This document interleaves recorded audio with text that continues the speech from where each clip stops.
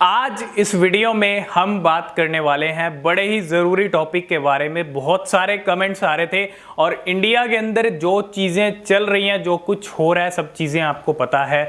आपको पता है कि वजीरेक्स के जो CEO हैं और जो को-फाउंडर हैं सिद्धार्थ मेनन और निश्चल शेट्टी, ये दोनों ही अगर आप देखेंगे दुबई शिफ्ट हो चुके हैं विद फैमिली।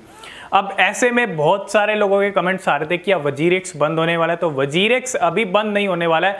वजीरेक्स बंद एकदम से नहीं हो सकता। अगर यहाँ पे अगर आप देखेंगे मुंबई के अंदर इनका ऑफिस है और जो CTO हैं, चीफ टेक्निकल ऑफिसर, वो भी इंडिया से ही ऑपरेट कर रहे हैं। तो जब तक इनके ऑफिस इंडिया में है, ये सब चीज़ें हैं, तो आप बिल्कुल ये मत सोचिए कि वजीरेक्स बंद हो जाएगा। ठीक है, ऐसा कुछ नहीं होगा। और यहाँ पे हो क्या रहा है, अब अगर आप देखें 30% टैक्स एप्लीकेबल हो चुका है 1 अप्रैल से।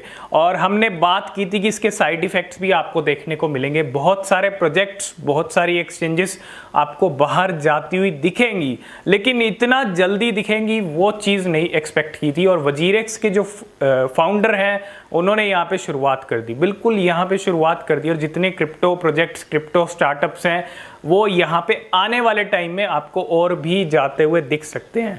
अगर जुलाई में 1% जो TDS है वो भी एप्लीकेबल होने वाला है, उसके बाद सिचुएशन और भी ख़राब हो सकती है। ठीक है, अब कैसे ख़राब हो सकती है आपको पता है। इंडिया के अंदर जो भी चीज़ें चल रही हैं, कुछ यहाँ पे कल जो हमारी फाइनेंस मिनिस्टर निर्मला सीतारमण जी हैं, उन्होंने भी एक स्टेटमेंट दिया कि यहाँ पे क्रिप्टो करेंसी जो है, क्रिप्टो करेंसी रिस्क को लेके उन्होंने बात की कि इसका जो यूज़ है वो टेरर फंडिंग और मनी लॉन्ड्रिंग के लिए हो सकता है। बिल्कुल ठीक है अगर आप देखेंगे, लेकिन एक जब तक रेगुलेटरी फ्रेमवर्क इंडिया के अंदर नहीं आएगा, मतलब रेगुलेशंस नहीं आएंगे, जब क्रिप्टो को रेगुलेट नहीं किया जाएगा, तो कहीं ना कहीं ये चीज़ें आपको देखने को मिलेंगी। और रेगुलेशन इसलिए ज़रूरी है, बहुत ज़रूरी है क्रिप्टो करेंसी के लिए।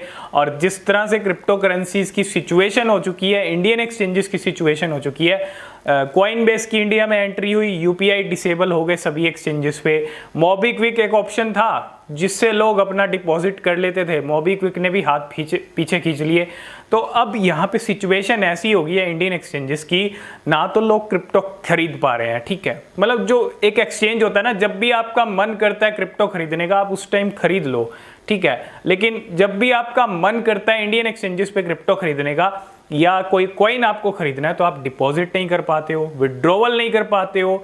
और विड्रॉ तो करना बहुत ज़रूरी है। विड्रॉवल अगर आपको टाइम पे नहीं मिला, इमरजेंसी के टाइम पे अगर आपको विड्रॉवल ही नहीं मिला एक्सचेंज से, तो फिर कोई बेनिफिट नहीं है। ठीक है, अब यहाँ पे हो क्या रहा है, ये सब चीज़ें क्या हो रही हैं, ये सब चीज़ें साइड इफेक्ट आपको देखने को मिल रहे हैं। जो टैक्स रूल, जो गैम्बलिंग के ऊपर टैक्स लगाया गया, क्योंकि क्रिप्टो करेंसी को गैम्बलिंग की तरह ट्रीट किया जा रहा है और गैम्बलिंग पे ही 30% टैक्स लगता है। मतलब अगर आप देखेंगे तो 30% टैक्स एप्लीकेबल हुआ है, तो उसके साइड इफेक्ट भी यहाँ पे देखने को मिल रहे हैं। और साइड इफेक्ट इतना जल्दी देखने को मिलेंगे, मतलब वजीरेक्स के फाउंडर ने यहाँ पे जाना भी शुरू कर दिया, मतलब चले भी गए। और जैसा कि आपको पता है दुबई क्रिप्टो फ्रेंडली कंट्री है और दुबई के अंदर बहुत सारे इवेंट्स भी होते रहते हैं क्रिप्टो करेंसीज को लेके।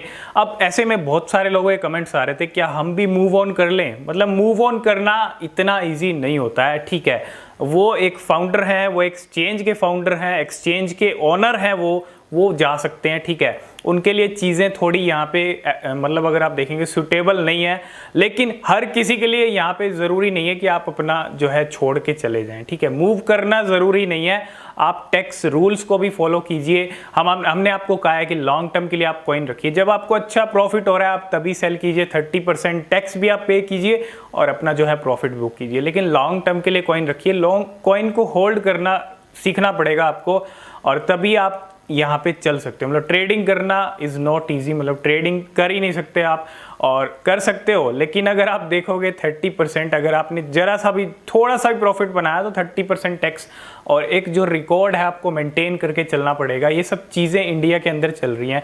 तो बहुत सारे कमेंट्स ये आ रहे थे कि हम भी मूव ऑन कर लें, और बहुत सारे लोग मूव ऑन करना चाहते हैं। जो कर सकते हैं वो तो कर भी लेंगे, ठीक है, और जो हर कोई मूव ऑन नहीं कर सकता। ठीक है, कि यहाँ से इंडिया से हम जो है किसी और कंट्री में शिफ्ट हो जाएं, तो हर किसी के लिए इजी नहीं होता है। तो मैं आपसे यही कहूँगा, इंडिया के अंदर जो भी चीज़ें चल रही हैं, जो भी चीज़ें चल रही हैं, मतलब रेगुलेशन तो इंडिया में नहीं आया, कोई स्टेटस भी नहीं है कि क्रिप्टो करेंसी लीगल है इलीगल है, लेकिन आप यहाँ पे इन्वेस्ट कर सकते हैं, लॉन्ग टर्म के लिए कॉइन रख सकते हैं और यहाँ से आपको मूव ऑन करने की ज़रूरत नहीं है। ये सब चीज़ें आपको, अगर हम लॉन्ग टर्म का देखें तो कहीं ना कहीं 6-8 महीने बाद जब आप देखेंगे कंसल्टेशन पेपर को लेके बातें चल रही हैं और जो मॉनसून सेशन स्टार्ट होगा, मॉनसून का जो सेशन रहेगा पार्लियामेंट का, तो जितने भी अब जो आगे सेशंस आएंगे उसके अंदर क्रिप्टो बिल के ऊपर भी बात हो सकती है। क्रिप्टो करेंसी बिल भी ज़रूरी है, रेगुलेशन भी ज़रूरी है और वो जब तक नहीं आएगा तो जो क्रिप्टो रिस्क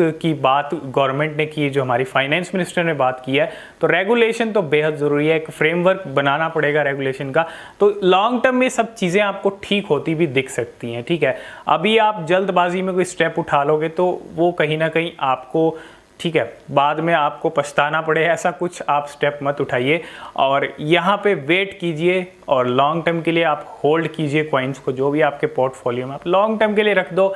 जब आपको प्रॉफिट हो रहा है, आपको ज़रूरत है, आप विड्रॉ कीजिए, टैक्स पे कीजिए और अपना जो है 70% तो आपका ही है। ठीक है, तो यही कुछ चीज़ें थी। आई होप इस वीडियो में आप सारी चीज़ें समझ गए होंगे और इंडियन एक्सचेंजेस पे ट्रेड नहीं कर पा रहे हैं, कॉइन नहीं खरीद पा रहे हैं, तो एक अल्टरनेटिव आप इंटरनेशनल एक्सचेंज का रखें।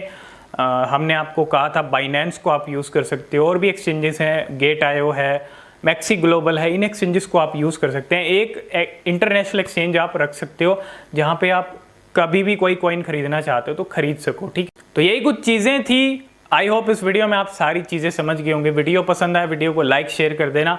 आज की इस वीडियो में फ़िलहाल इतना ही, मिलते हैं नेक्स्ट वीडियो में, तब तक के लिए बाय बाय।